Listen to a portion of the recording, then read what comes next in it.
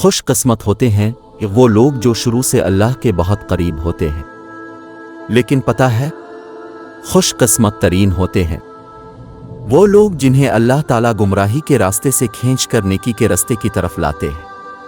انہیں اللہ فرماتے ہیں، تم کہاں باقائے جا رہے ہو؟ تم تو میرے لیے ہو اور میں نے تمہیں اپنے لیے بنایا ہے۔ تم کہاں دنیا کی رنگینیوں میں کھو گئے؟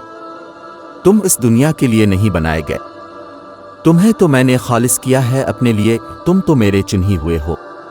اور جو اللہ کے خالص کیے ہوئے چنھی ہوئے لوگ ہوتے ہیں نا، اللہ انہیں کھینچ لاتے ہیں برائی کی اتنے گہرائیوں اور بے حیائی کی دلدل سے، اور جنہیں اللہ اپنے راستے کی طرف لانا چاہ رہے ہوتے ہیں تو پھر اللہ کہاں دیکھتے ہیں کہ وہ کس ماحول سے، کہاں سے، کس نسل سے، کس خاندان سے، کس سرزمین سے تعلق رکھتا ہے، وہ تو بس کھینچ لاتا ہے اسے اور نکال لاتا ہے اسے اور لے آتا ہے صراط مستقیم کی طرف۔